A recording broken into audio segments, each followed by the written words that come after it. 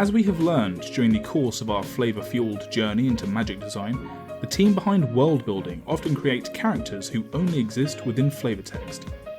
Sometimes this is simply to flesh out their fantasy world, but occasionally it's with an intent to potentially birth a new legendary creature further down the line. So what named characters in flavour texts past have caught our eye, and what new commander cards do we want to see printed into existence? Welcome to Magic the Flavouring, the Magic the Gathering podcast, where we talk about all things magic, flavour, design and lore. My name is Andy Mann. Hello, this is Nathan Cancel. And apparently I've entered this podcast with a whole shit ton of energy. I've not had any caffeine this morning. I don't know where this is going to come from by the end of the hour. I'm going to be lagging behind. Halfway through it. Crash very hard. Today, guys, we are going to be continuing our flavour text journeys and talking about flavour text. Last week we had Anthony Tessitore on, or at least last week for you guys. We actually recorded that about a month ago, and then we released it last week. And yeah, it feels like we've been talking about visual art for the past month, really. I'm doing almost every episode based around that. But now we want to talk about flavour text. Flavour text is the new hotness that we're interested in.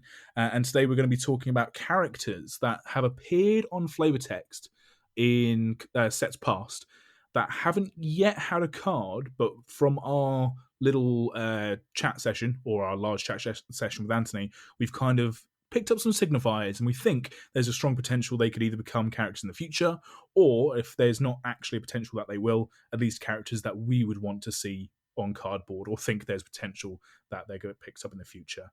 We're also going to talk a little bit today about cards that this has already happened to. I know, Nathan, this is something you're particularly interested in, is where we see cards pop up with a legendary creature card, and then you realise, oh shit, like, this isn't the first time we've seen this character. We've actually seen them in several cards. It's just they've been in the text box rather than in the visual art or whatever it is.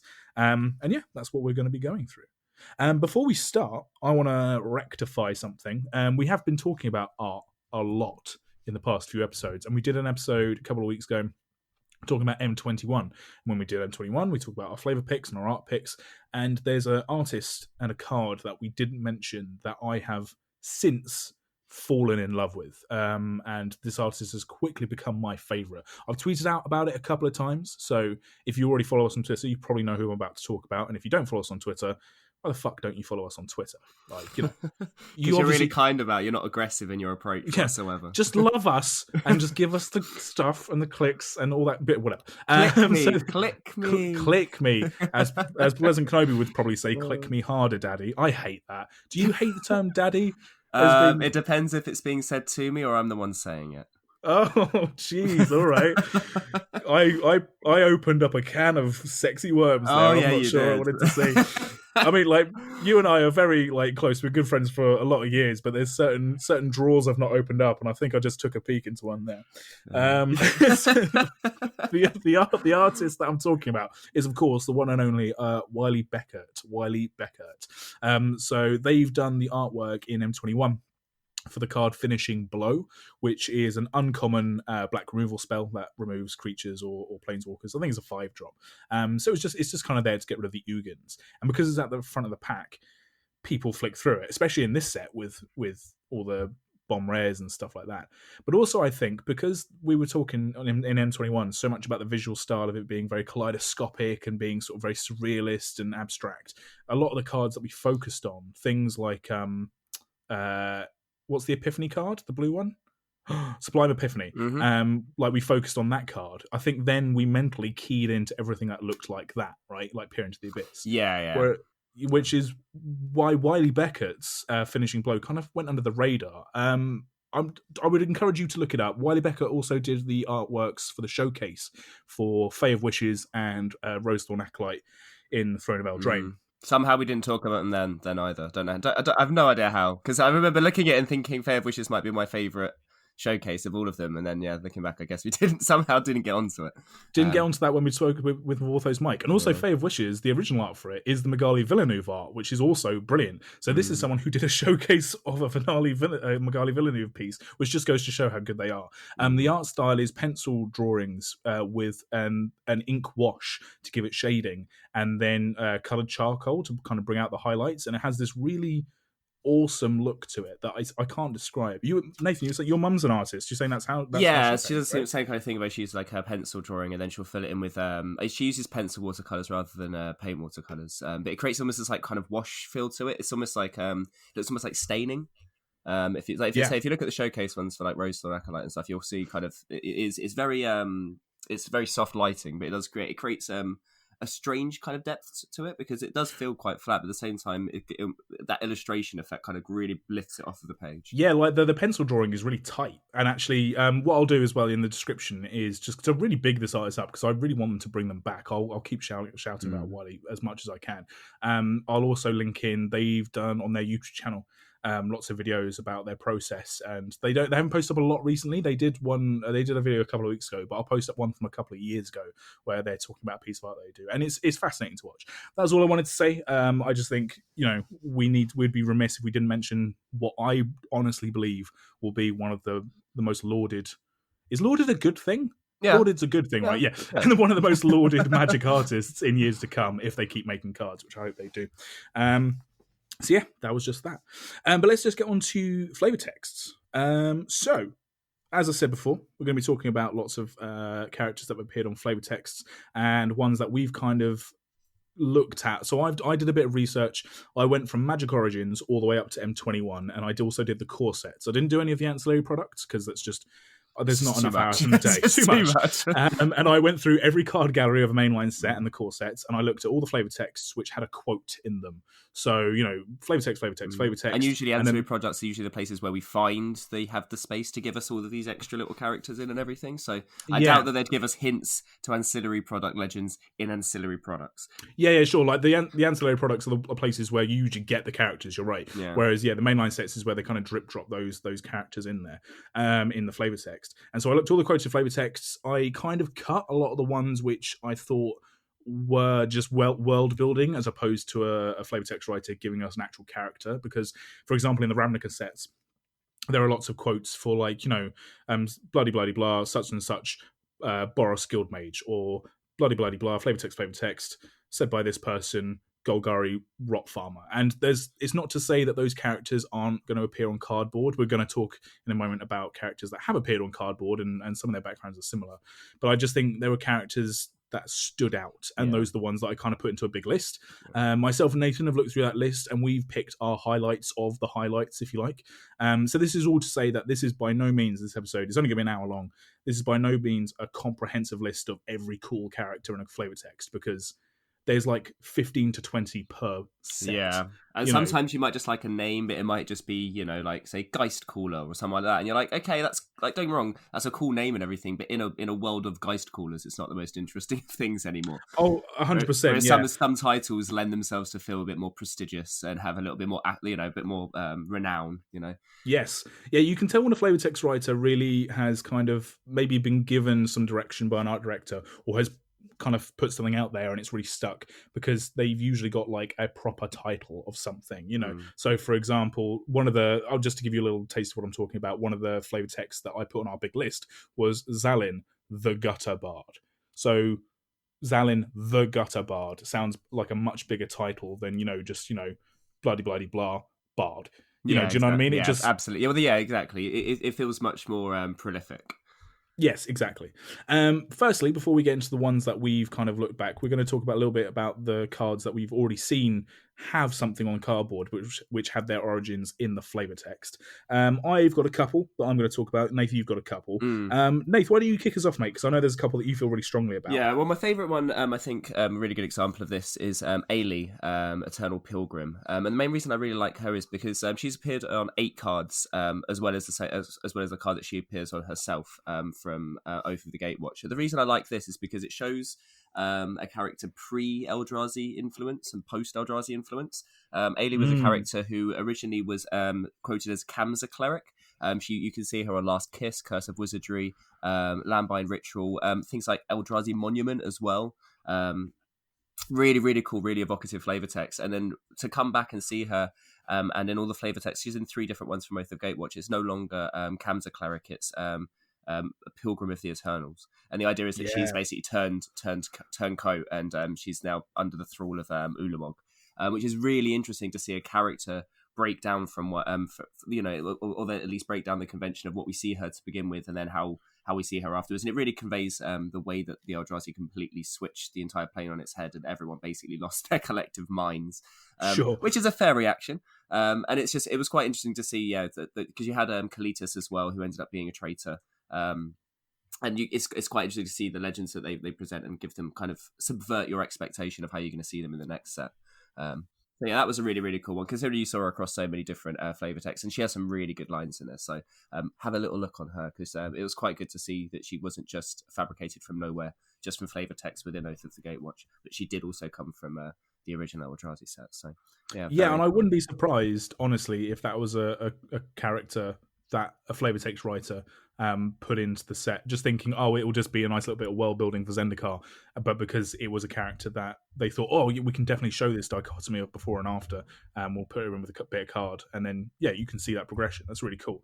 A lot of the ones that I've got have been from Commander products, so Commander products are a really accessible way, and we've seen this time and time again, to either reintroduce characters that we've had cards of, but they've maybe fallen a bit flat, and they redo them. Like there was a bit of a phase where in the Commander sets, and then in things like Modern Horizons, they redid a lot of the Weatherlight Saga cards. So you had like your Miris and your Tangarths and all that kind of thing. And they did that for a couple of years. One of the characters that ended up on cardboard that actually had a card years before is Anya Falkenrath.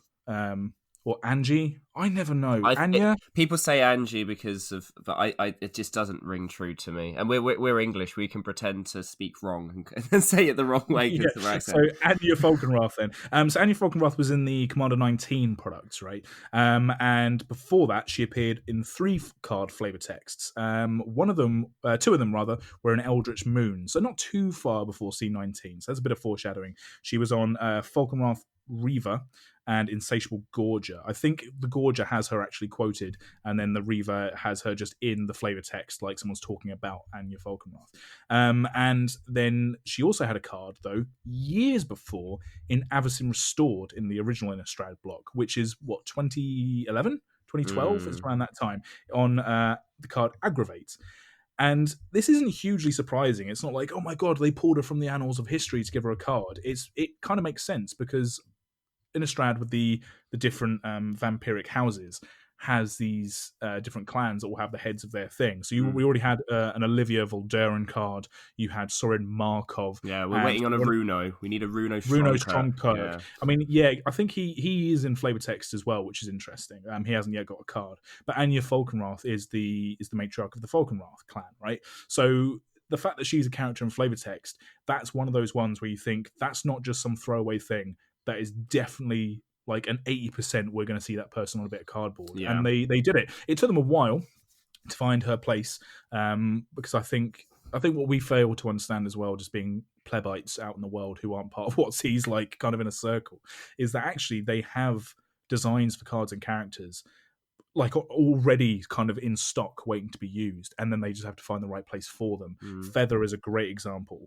of this, where I think Ravnica, the way that she appeared in War of the Spark, wasn't the original design of how they were going to bring Feather back, but they kind of thought, oh no, this is the place for Feather actually, and this is how we're going to present her, like this is a good opportunity. Whereas beforehand, this was just a character that was kind of in the ether.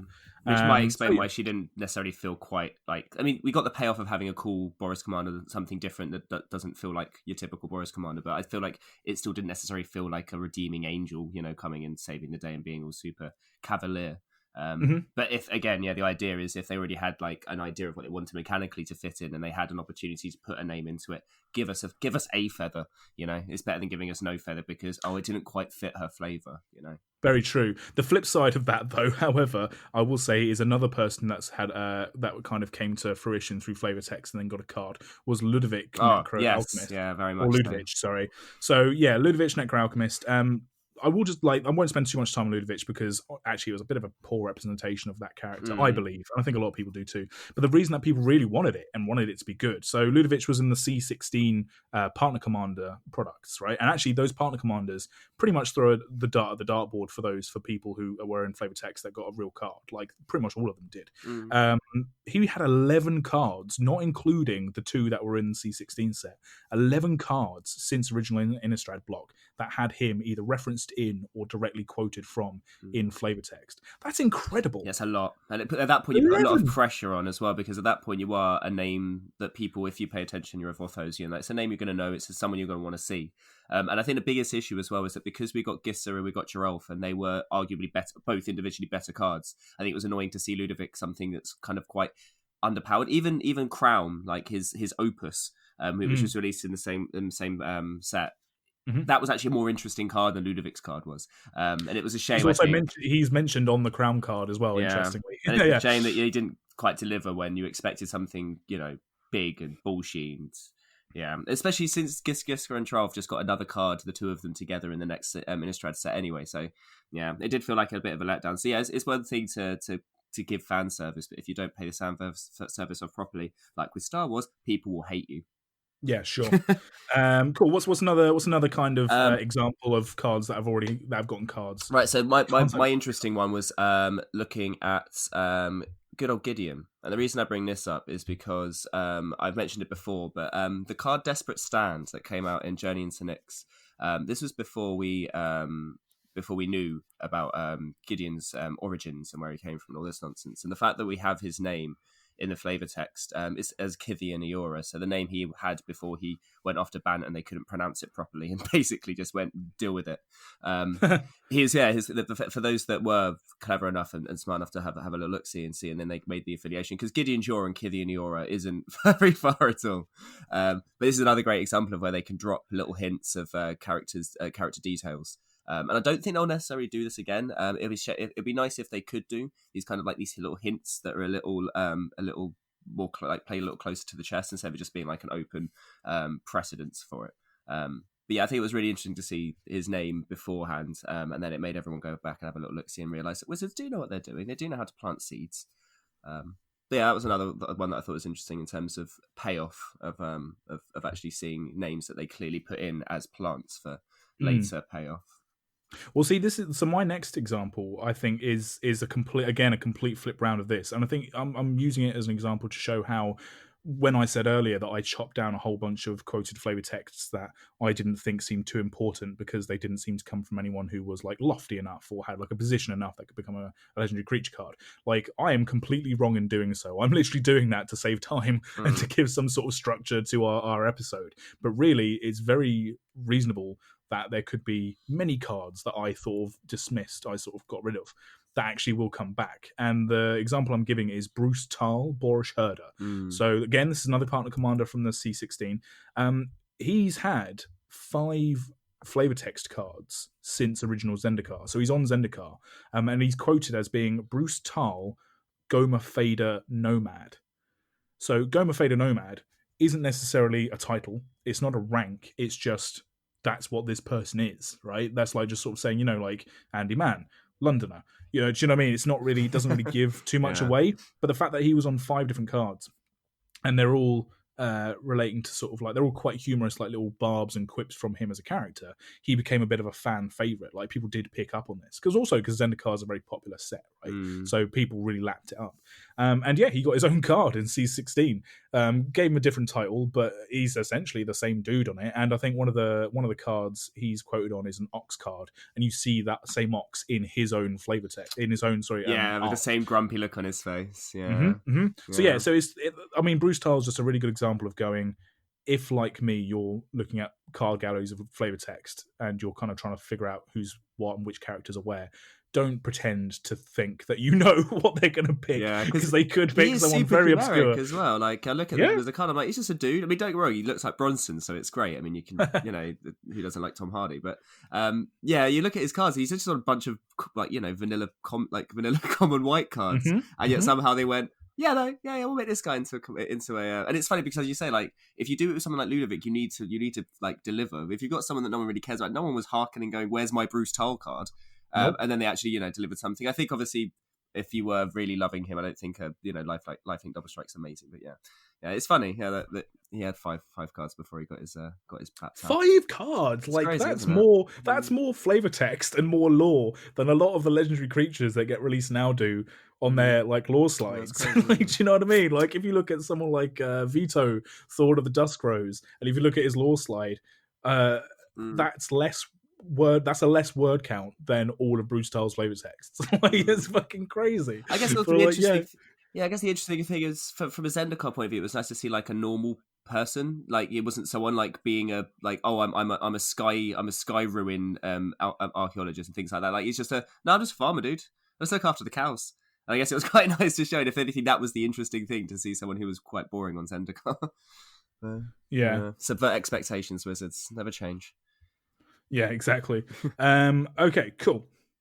So that's a lot of the cards that we've had that are sort of flavor text that have kind of become legendary creatures and kind of gives us a nice basis for where we can move forwards and sort of talk about some speculations.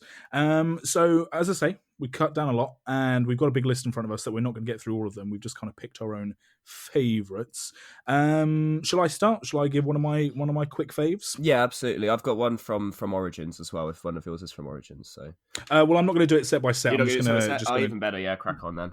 Yeah, I'm just going to jump around. So one of them, really quick one, and this will make your eyes roll, Nathan, because it's about werewolves. Shocking. Is the character of Rahilda, Vilden Pack Alpha, and that is from the card Uncaged Fury from the Shadows over Innistrad block. And the quote is, "It's right to fear those that you keep locked away." So this character is only on one card, and it's just that Uncaged Fury. But the fact that it's Vilden Pack Alpha, as opposed to the thing that really drew me to this character was that with Ulrich of the Kralin Horde, the legendary creature werewolf that is often seen for players to be a commander for werewolves if you're playing EDH, but is also seen as being a bit lackluster, because it doesn't really do much for that tribe. This, I think, would be a really neat character to pluck out from the annals of like Magic lore to make a proper werewolf lord commander. Not that Ulrich's bad; he's a good werewolf. He's a very good boy, but as a commander, as for the card that people wanted Ulrich to be, I think Rahilda could be that card, right? And the fact that Ulrich is Kralin Horde alpha, it's not even like we're sort of saying, oh, like the lesser werewolf is now becoming a better legendary for werewolves. I just think, yeah, they could very easily go, okay, C21 next year's product, or Commander Legends coming up this year. There's your werewolf commander, Rahilda, alpha pack leader, Vilden person. Do you know what I mean? I think it would just be very clean. And the fact that they're already on a piece of card from a set which predominantly had werewolves in it, I think just kind of leads me to believe that would be quite a cool character to see. Okay, so in a similar vein, I've got an even further plucking from the annals of Magic. I also have a werewolf, Tovolar. Tovolar was is the Mondrone and Howlpack alpha, and he was known not to be able to transform back. Obviously, if we do look at this, we might have to look at a time like in Commander Legends or something, because as far as we're aware, Avacyn stops the whole werewolf thing from happening anymore. But he was mentioned in Mondrone and Shaman all the way back in Dark Ascension. So there's multiple alphas that we've had names given of that we could obviously have as your allotted werewolf commander. And as we've seen, they've done vampire after vampire after vampire. They don't necessarily all need to be the werewolf lord. I'm just saying that because I really want one. But this is why Tovolar would be interesting, because he can't transform back. It would have to. I imagine it would affect your werewolves in a slightly different way than just being, oh, I also transform and do something and make you bigger. Well, he would be a good one to be. Other werewolves to force your werewolves to stay transformed or something like that once they're transformed. Yeah. Other non-human werewolves you control. Be like an Immerwolf. Yeah, exactly. But yeah, exactly. The only thing is, because he's going all the way back to Dark Ascension, we didn't have any flavor text from him in the last lot of Eldrazi, sorry, the last bit of Innistrad. And he also, their pack liked dark magics. There is no way that Elmerical didn't have some influence on them. I reckon they're all spaghetti monsters now, so maybe not. This is the thing about Commander Legends is coming out, and they don't give a shit about timescales, so we could get anything from any time. So everything's possible, nothing's off the table. Cool. My next quick one, because there's a couple that I want to dive a bit deeper into, but these ones are kind of quick, is Semilla, Meletian Poet. Mm. So this is a card that has had. It was only in Theros Beyond Death that we saw this character, but this character popped up on a cycle of cards, and it was all of the of something or other. So the creatures are the Alseid of Life's Bounty, Naiad of Hidden Coves, Lampad of Death's Vigil, Oread of Mountain's Blaze, and Dryad of the Elysian Grove. And on each of these, the flavor texts are just a little poem about what that thing is. So, for example, on Dryad of Elysian Grove, the flavor text is "Vine wreathed, he nurtures life among the dead." Semilla, Meletian Poet. So I think this character's got a bit of a potential, because I want to see more characters in Magic that are not necessarily warriors. Like, obviously the game kind of lends itself to these characters that are, they're battle ready, or they have some kind of like magic about them, things that can be aggressive, because Magic's an attacking and defending game in a lot of ways. But I kind of want to see more characters that aren't necessarily in that archetype. So, for example, Chilean Teller of Tales is a good example of a character that's not necessarily a warrior or an aggressive kind of magic user, but is still able to command a deck or be in a deck and be useful and have function as a legendary creature. And I think something like a Meletian Poet could bring something to the table along that vein. Yeah, no, I agree. Do you know what I mean? I'm in the same vein talking really about Parasophia, being that I was like, this is the perfect opportunity to do like a saga commander. Theros, as much as I do like the idea of the undead and the underworld, and we saw Nyx and all that, it was very interesting. I think one of the big things about Theros is this idea of where stories turn, like myths turn into actual like real world legends, and into like, something tangible that you can actually interact with. That's something I think you could lean into with Theros a lot more, this concept of what you believe becomes tangible, and yes, especially when you're becoming poets and philosophers, and these, like, if your ideas about how the world works actually makes the world work the way the world works. Imagine being a philosopher, but you're actually the things you think are happening because you thought them. Yeah, so sorry, the card that you're talking about is Parasophia the Philosopher. Indeed, which is, or the Philosopher. I can't remember. Oh, God, there's too many fuss and scissors. Yeah. Philosopher for Parasophia. Yeah, and they're on 2 cards. So they're on Rumbling Sentry and Enemy of Enlightenment, but also both in Theros Beyond Death. And yeah, you're right. I think there's definitely space there to have these characters that are all more not docile, but aren't necessarily, because people want to role play, right? They want to role play with their commanders. And I think a lot of people, for example, want the archetype, a bard archetype in Magic. They want to have that thing of there's kind of like magic in artistry. And I think they've skirted along with that. Well, they've got Yi-San, like, haven't they? Yi-San, the exactly. Bard, with the bird counters. So I think people want more of those characters. Yeah. So I think these would be good. I agree. Well, it's like having the Merchant of the Veil. It's not a matter of, you don't draw a discard because you're going crazy. It's it's bartering. Like, if you can change the flavor of why the different colors do things. So I think sagas is an easy way for them to go. I don't want it to be drawing or milling, though. That's the only thing I don't want it to be when it comes to, like, there needs to be something a bit more clever than, just scrying. It's like, because we looked at the bookkeeping jumpstart, didn't we? We were like, well, there's not really a theme beyond books. Like, how can we make telling stories and stuff into a mechanic that actually works and is a bit resonates. There we go. That's the word I was looking for. Good God, stutter. Fantastic. Cool. Next. Cool. So yeah, do you have another one? I do. Yeah, right. So one of the ones I want to look at is Old Fishbones, Martin River Guide. I had him on my list. Did you? I'm sorry. Yeah, go. No, I crossed him off. You go. Oh, good. Right. So the reason I wanted to talk about him is because you put down it was in Origins that we saw the first flavor text. I mean, actually, it wasn't. It was in M13. And this isn't the first time we've heard about Martin. In M11, there was Brittle Effigy.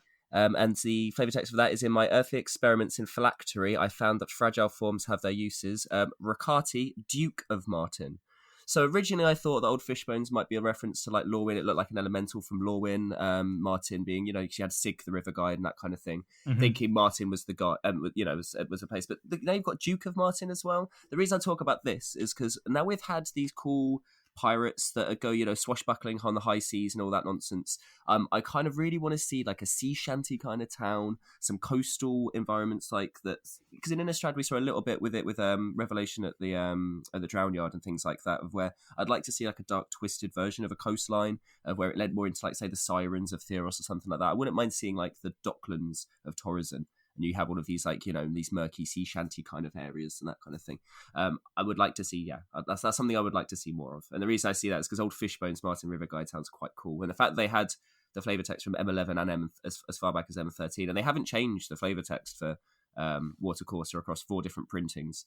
So hopefully it means that we might actually see some see him at some point. Plus, Old Fishbones is quite cool. I think it's like Tiny Bones. Like, they know what they're doing with these naming conventions. They know how to get people to be like, "Ooh, that's a cool name. I like that." But yeah. I think Sea Shanty, Evil Dark Seashores. I think we need to do it. We've seen the nice side of pirates. Let's see some nastiness.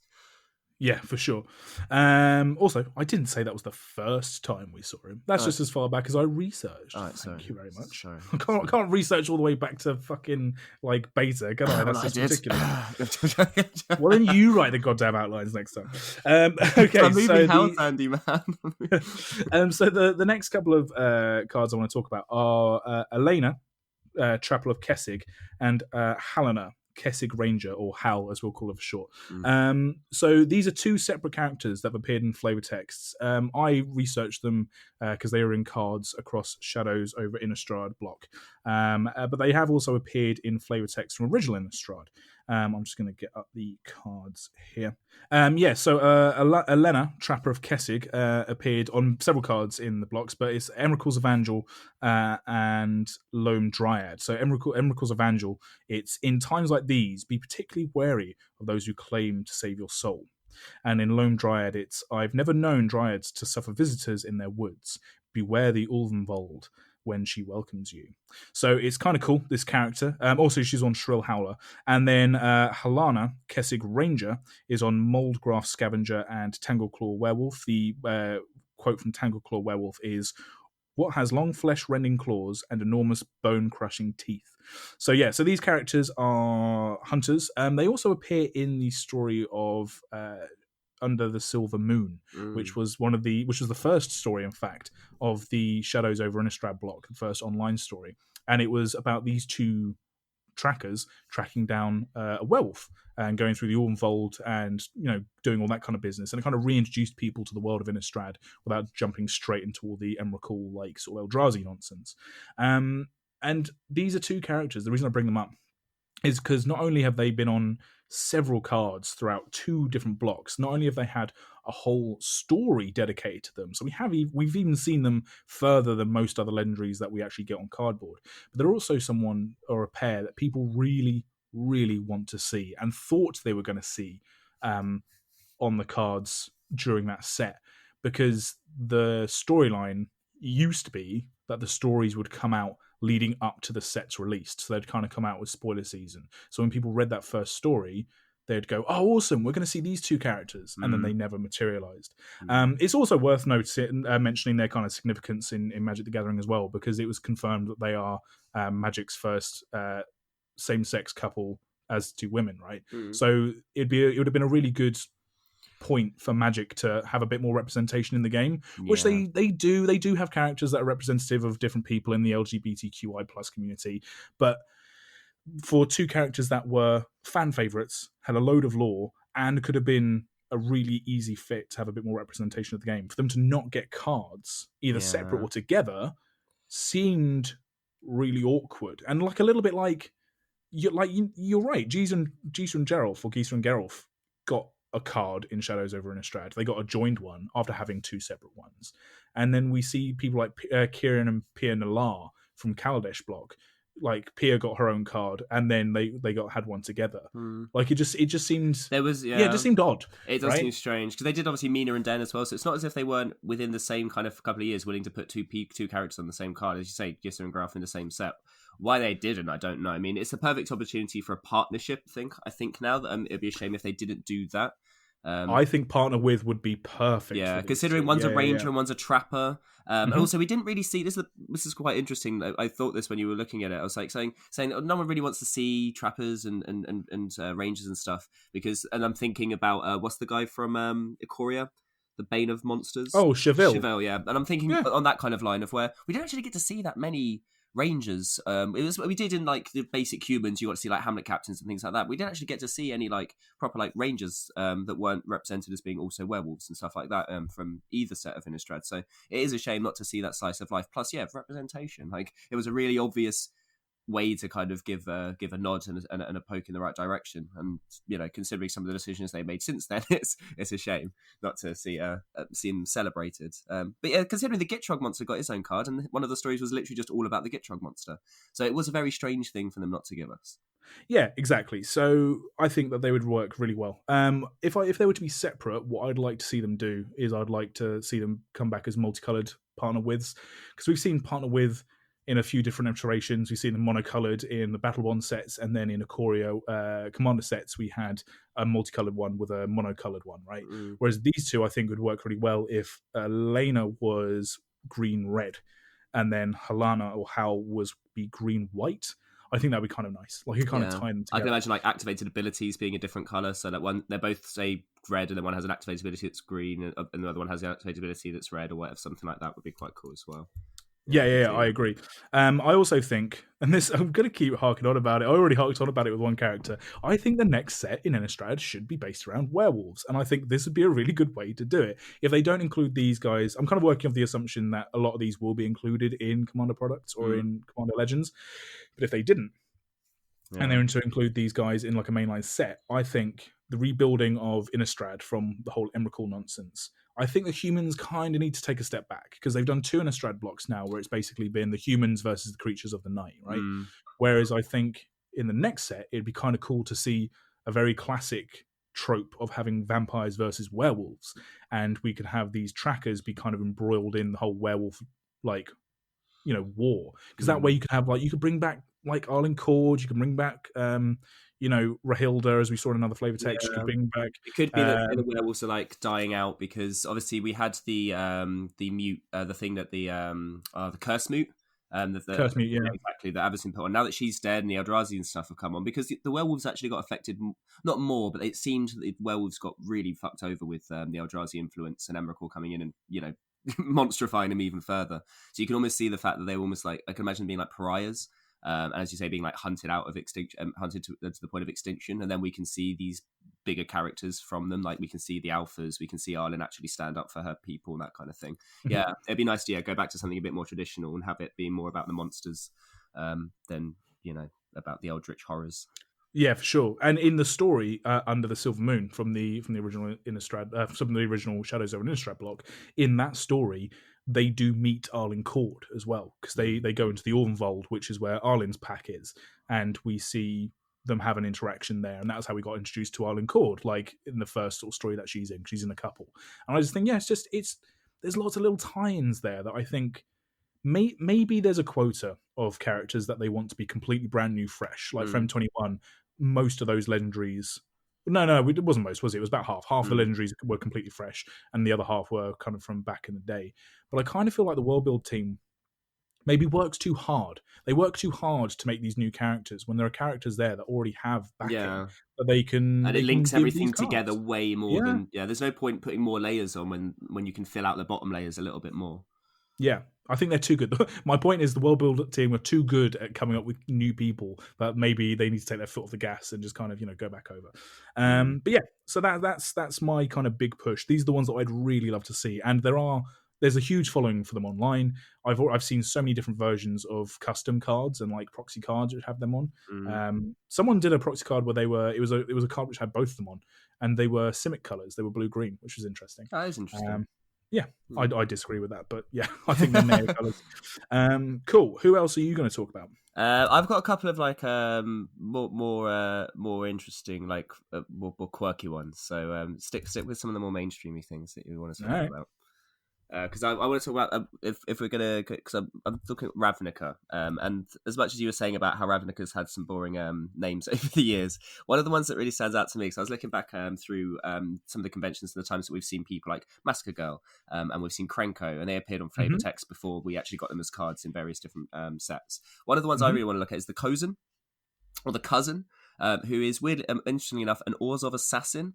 Who basically works out the bylaws within contracts to be able to allow himself to basically go and brutally kill people when normally under normal circumstances they wouldn't be allowed to. The reason I like this guy is because he was the only one properly named in the Azorius 10 Most Wanted, which came out in 2012 by Jenna Helland. And this is one where we she mentioned specifically Krenko, she specifically mentions Massacre Girl. And I think it'd be interesting to see an Orzhov denizen that isn't quite so ghosty and all about the law and is a little bit more executionary. I can imagine him almost being like a Punisher kind of character. Right. And I think that would be quite cool to see. Because as you say, like it's as much as you do see like 10th district denizens all the time. This is someone that they've clearly mentioned, and it's, 2012 is a long time ago, but they paid off Massacre Girl only last year. So I wouldn't not see this happening. Obviously, going forwards, Ravnica is a long way away again though, so maybe not. Yes. I mean, yeah, but you just never know. And also, as I say, like they can give any character a bit of cardboard, and they can make that bit of cardboard like interesting. Like if we're just going off of name conventions, like sometimes it doesn't always match up. For Ludovic, Necro Alchemist, doesn't, I mean, that in the context of Innistrad and fantasy isn't the most like balls to the walls, like crazy, like, oh, that's definitely going to be a character, that's definitely like a title of something. Like, they have Necro Alchemists on Innistrad. There's on one of our lists here from Magic Origins on the card Hydrolash, there's a quote from a character called Keita, Rebel Hydromaster. Now, that's, we see pyromancers all the time. That one really stuck out to me because we don't necessarily see hydromancers, which are wizards who can control water and kind of the aquatic side of things. And that could just be a throwaway, like someone just wanted to go, oh, it's a blue card. It's a card called Hydrolash. Let's just do something like watery and wizardy. But, Keita, Rebel Hydromaster, that's a commander card that you could see in a commander product very easily. Well, the thing is, it's better to go for the deep cuts, I think, than it is, as you say, to just keep inventing new ideas. But even then, like, Hydromancer isn't even that particularly out there, but it is vernacular that we don't see often in Magic, so it does pop that little bit more. Like, no one really cares about Chandra, Heart of Pyromancer's Flame of Glory. All you have to do is just go Hydromancer, and suddenly it's more interesting because it hasn't really been done yet. But yeah. Yeah, no, sure. Another couple of characters I want to talk about. These are two separate characters that appear on flavor text, and they don't have cards. But I think there's a potential for a link there. And actually, I'm going to preface this by saying I actually don't think they will ever do this in Magic, but it's just something to kind of keep a little eye on. And this is the kind of thing which I think if people are looking at flavor text, they need to kind of go, oh, okay, that's a thing. That's a little connection there.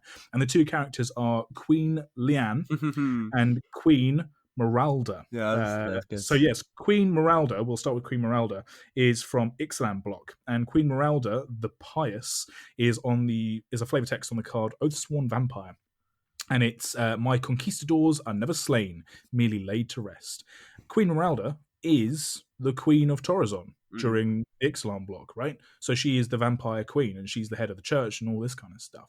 And she's a character that I think is so instrumental in those vampires and what they're doing and what they're about, because they're all royalists, they're conquistadors that kind of work under the queen, and she's the one that's kind of sent people out onto this mission to Ixalan to kind of try and find the bat god.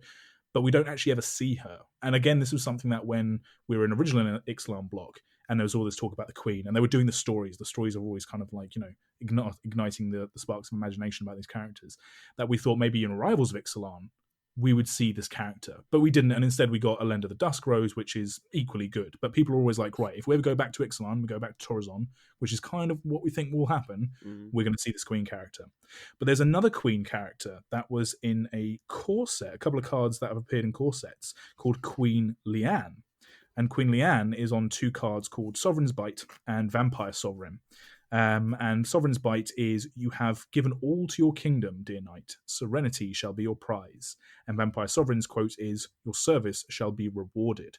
And of both these cards, she's in the card art, or at least a very regal-looking lady is in the card art, who we assume is this Queen Lian figure. And she's a vampire queen. These are both vampire cards. And the aesthetic of the knight, because there's a knight in both of these cards, is kind of sort of telling the same sort of story across both of them. It doesn't seem to be the same aesthetic as the Spanish conquistador-inspired vampires of Ixalan, but it's close enough. Yeah, like it's Vampire Sovereign. I'm looking at the guy in front of her, and it does look enough because you've got the little gold plating. Yeah, and so I think a lot of people are kind of. It's tough, right? Because I don't think these two characters are the same character, but I think it's close enough. And again, this is another card that I've seen people do mock-ups of the Vampire Sovereign card, but with the Queen Lian, ruler of Torrazon Mm. like framing. So people have mocked it up as if this is the current queen of Torrazon. And so I think it's close enough that in the future they could very easily do a thing where it's these are two separate characters, but they're both from Torrazon, or they're both the same character, and they just do a bit of like a retrofit or whatever else. And maybe they're part of the same lineage. Maybe, you know, one of them's like Queen Regent and the other one's the Queen. Like, we don't know. So yeah, it's just such a weird like Yeah, I thought the same thing. I'm glad you mentioned coincidence. it because I saw the same thing. I was like, wait, why are there two? Because it makes sense for there to be at least one that had to take the place of Elenda, because fair enough, she's been gone for a long time. But obviously, vampires don't exactly have short lifespans. One thing I think could be interesting, because obviously we've seen Vito as well. I think there must be a degree of inner struggle in Torrazon. I don't think it's nice and calm and happy days. I think the sovereignty is under massive dispute. I think, and I think that's part of what's going to be interesting about going back to Ixalan. It will be a focus on how to see like because if you have a sovereignty based in like immortality, kind of like, because we don't really touch on this at all in Innistrad, you don't really talk about the rivalries between all the different families. But yeah, there must be some aspect of like difficult, because you can't. Like, I'm just gonna live forever.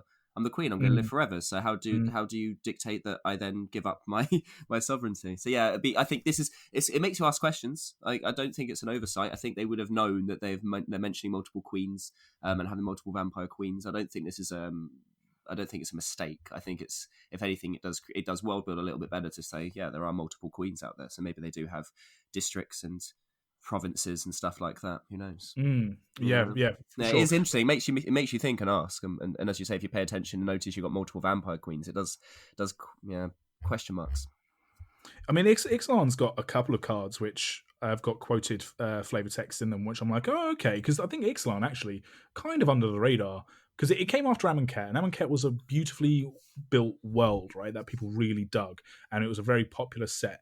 And then we went into Ixalan, and it had the gimmick of pirates and dinosaurs that I kind of think the vampire world building kind of slipped under the radar. It was probably the least favorite tribe out of that thing, right? Because you had the pirates, which people love pirates. Functionally, they weren't great, but people love them. People love merfolk, and the merfolk of Ixalan were beautifully like sort of rendered. And then the dinosaurs were by far and away the most popular tribe. And I think the vampires kind of got a little bit of short shrift. But there's a character called Arguel. Arguel, Arguel. Yeah, Arguel. Yeah, Arguel, and he is on two cards. In fact, one of them is Arguel's Bloodfast, and I think the vampire is their Black Enchantment, and I think the card art is actually him in the card art. Yeah, I believe it's it his is. Bloodfast, right? But he's also on the card Queen's Commission, which is a white sorcery which creates vampires, and he is the person quoted in the flavor text. So, let the blood of the impure flow through you. Only the blessings of the Golden City will purge its acrid taste from your mouth. High Marshal Arguel. So he's a high marshal. So he's a high-ranking person. So which we didn't get that at all in the Bloodfast card. And I just think things kind of interesting that we got Vona, Butcher of Magan, as kind of the vampire legendary in Rivals of Ixalan. But it could have very easily been Arguel, and we could see him in the future. Again, you're right. Vito, who was in M21, Thorn of the Duskrose, is a church official that doesn't like the fact that Elenda has come back and Elenda is around preaching like against vampirism as being good. Like he's very much a purist of the immortal sun. And so we could see all these high-ranking officials in Torrazon, start taking lumps out of each other. As you say, like, the monarchy lives forever. There's going to be contention there.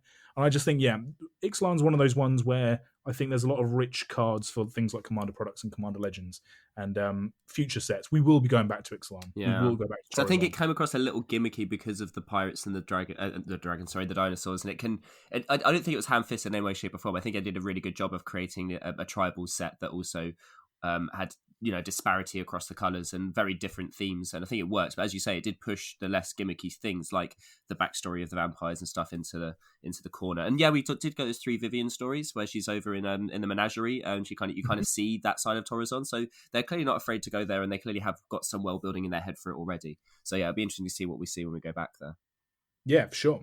Do you have any other characters that you've picked out from flavor texts? The only other one I have properly, and that's again, it's like a future projected theory, is that we've already said a few times over the last couple of months about how we're pretty sure we're going to be seeing Phyrexia, new Phyrexia as we should call it, next year. And I think I looked back through some of the cards. And yeah, we've got some really cool names like Malcator, Executor of Synthesis, really cool card, really cool name on 6 cards. But the big one that I want to look at is Azax Azog, the Demon Thane, because that's a Ooh, really, really cool name. It's on Dismember, and it's also on Dementia Bat. The Dementia Bat flavor text is: when terror outweighs all other thoughts, they will understand that I am the true father of machines.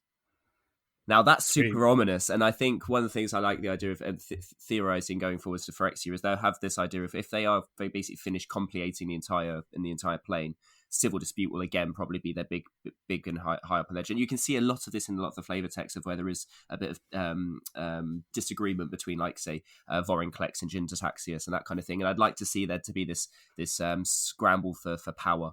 And I think Azal could be the one that kind of leads. I don't know, it'd be nice to have a set where every single person is basically an antagonist, apart from, say, the party that Khan takes to blow up the plane. I think it'd be quite cool to see them infiltrating a plane that's going to hell, whilst also already being literal hell. So yeah, so that's one of the things, because it's over the years. It's like, even when we were doing this, I was looking through and I noticed you only went back as far as Origins, because obviously it would be ridiculous to go through all of the sets. I mean, that's like what, 5-6 years worth of Magic sets exactly. now, Don't exactly. I know it's crazy, and the thing is, I'm looking at cards that are going to be relevant in the next year, but they weren't printed, in the last 11 years. So it's funny to then have, because it's stuck in my brain. Azax Azog, it's a really great name. Obviously, I don't know if they're gonna be able to get away with it now that Azog was taken for bloody the Hobbit, but whatever. So, but yeah. So I like looking at names that I think in the future are probably going to go potentials. Having seen some of the trends in the past. The last one that I've got on my proper list of people that I'm like, there's no way they can't not print a card of that, or at least I hope in my heart of hearts they do. And I've mentioned this card about 5 times, and I've also mentioned it like almost every day on Twitter for the past like 2 weeks as well. It's on the card, Enthralling Hold. The flavor text is: I offered to pay him to do the job, but he refused. So I took matters into my own hands. And it's quoted to Tahim the Puppet Master. Tahim the Puppet Master. That is a card name. They've already got the card. They've already designed it. It's in a set, and now they're trickling out in flavor text. I'm convinced. If this guy is not in Commander Legends, or if he is not in a Commander set next year, I will honestly eat my foot. Like, this is. Well, I do like the idea of this manipulationary kind of person as well. Like, it's a very different type of telepathy and manipulation, isn't it? I like it. Yeah. Well, see, because my thing is, right, is like, we all fantasy tropes, which they obviously play on because this is a fantasy game, and we all often talk about how Magic kind of subverts a lot of these tropes and kind of makes it its own, because that's what makes the game so good. The idea of a puppet master is so ingrained into people's brains. If I was to tell you that I'm the puppet master, you're either going to go down kind of like comic book villain territory, where it's, some kind of trickster like Riddler type, from like Batman, or I think there's probably even a puppet master in Batman. There's so many different names for those things. Or you go down some kind of mystical overlord kind of thing, but it's always pulls back to the idea of mind control. Like, it's just in the lexicon of kind of fantasy language. The name Puppet Master is just so, like, you're there, you already know what everything's about. He's only got one name, Tahim. That's all we know, and he's a puppet master. But straight away, we understand what this guy's about. And it makes your head explode a little bit as well with ideas. Like, imagine like if he constructs like little he makes puppets himself. He makes like voodoo puppets, and that's how he controls you. There's lots you can do with it. Sure. I mean, the card art itself has his magic expressed. So the card art is of the burglar, which he's kind of hired to do whatever he wants to do. But his magic is expressed of like a glowing ethereal hand above the person's head.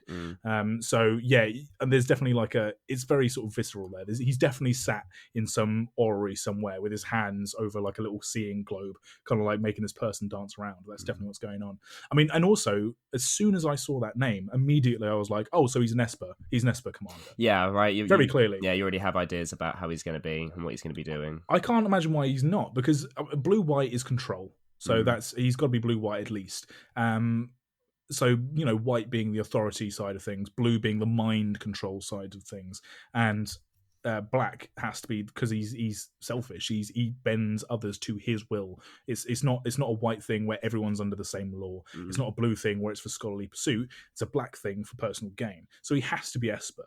And if I was to see this on a card, what I would imagine they would try and do, because they do sort of gain control of target creature in both blue and red.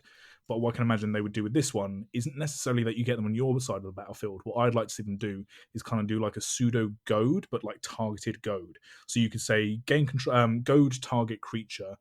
It attacks target player you choose, or something like that, or sacrifice creature at the end of turn. I just hope they do something interesting. I can imagine something like you control all targets for spells and abilities, or something like that. Yeah, maybe. I just think they've done a card say like an activate ability of you change the target of change the target of target spell or ability or something like that. I think it depends if you want to go the creature route, if you want to go the player route, like what are you controlling, like how much the puppet master is saying. I would probably say they'd go down the creature route. This is completely based on one card with some flavor text that he's not even in the card itself. He's just the flavor text. But I just think that would be definitely something where you'd be controlling other people's minions to do things. And that's what I would like to do. Because I love Goad. I'm a big Goad player in EDH. So to see Goad in a completely different colour set, but just kind of slightly tweaked to make it fit those colours, I think would be really cool. Team the Puppet Master. I'm saying it now. Like, we will see a card of his in the next 2 years. And I know that seems like a big time frame, but that's generally how long these kind of things take. They need to also, they need to have a little bit of feedback as well, I think, sometimes, to know that it's like, okay, cool, it resonates, let's go. Pull the trigger. Well, I think the amount of times I've put it on Twitter, if anyone's watching, if Gavin Verhey is kind of reading my tweets, which I've sometimes tweeted on things that he's put out and been like, oh yeah, Team the Puppet Master. He could be talking about something completely different. Be like, oh, what's everyone's favourite kind of ice cream? I'm like, the kind that's got Team the Puppet Master in it. That's my stake. Cool. I'm going to go to similar. This is going to be a quick off the cuff mention, but as you go, naming convention obviously triggering you on this, like more than anything else, for theme and everything. I'm going to talk about two quickly that I think work against themselves, and I think it's a matter of how Magic works as a game. And one of them is going to be Modris of Zargoth Fen, because that's a really cool name. He is on many cards, but it's all the cards like Bone Splinters, Disentomb, Rotting Regisaur, Undead Servant. We obviously, Liliana's not quite so prominent, and she'll probably dip a little out of the spotlight. But it's going to be really difficult to create characters that are super memorable when they fit a vein of a similar vein of something we've already seen a lot of. Like, reanimation's a really difficult thing to do differently.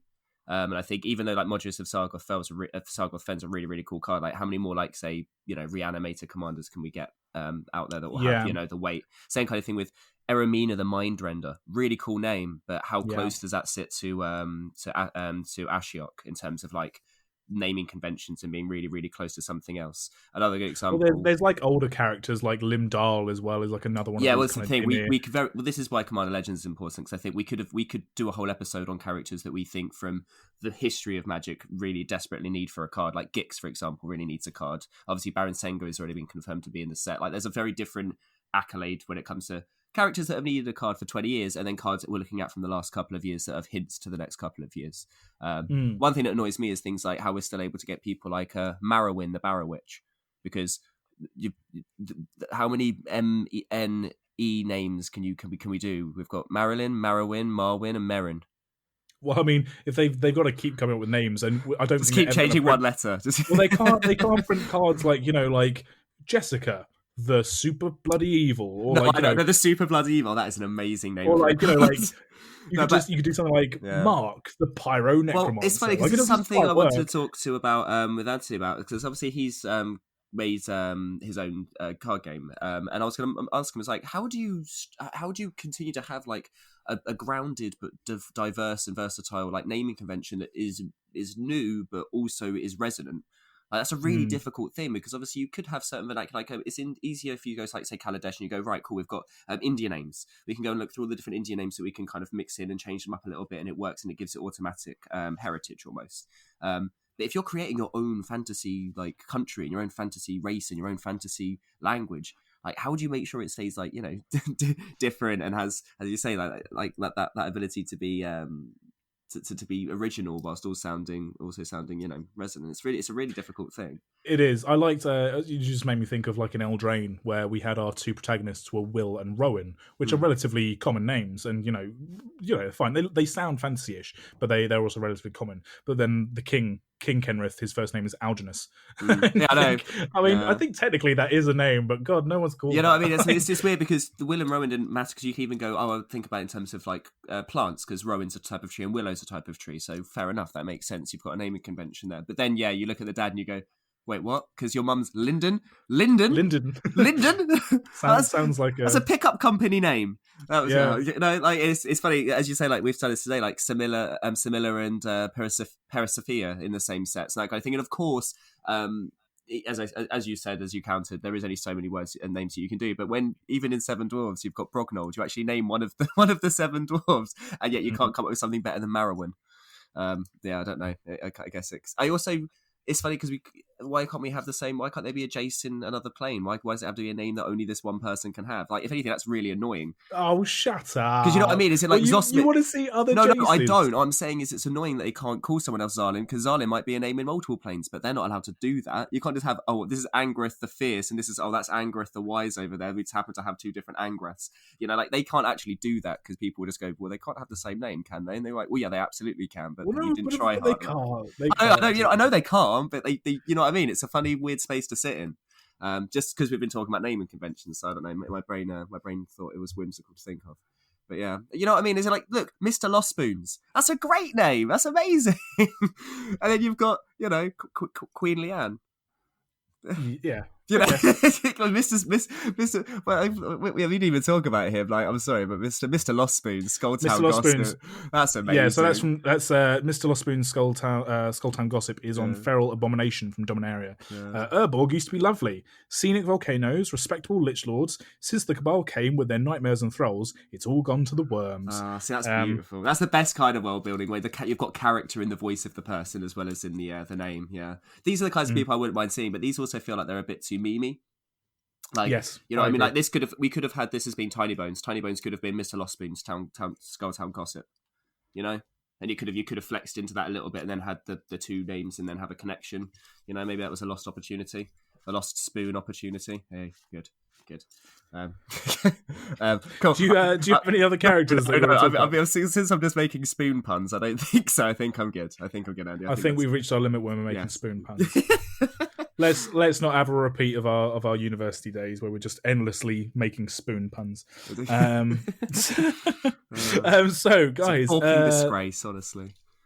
Oh my God. I have to twist the knife a little bit, There we go. I'm going to spend some time doing some plugs. So we usually do plugs at the end of our episodes, guys, because obviously that's what content creators do. We've got to plug our stuff so that people go and listen to it. But the thing I'm going to really plug this time is I think in the last episode we recorded, which was our Jumpstart breakdown, we talked about the fact that we would potentially have a YouTube channel up and running. I can tell you now that is 100% what has happened. We now have a new YouTube channel. It is called Magic the Flavouring. Super well thought out there, super inventive for us to call that. We're not going to diversify our brand awareness. Yeah. Imagine if we called it something completely different. Yeah, that'd be great. Flavour the magic.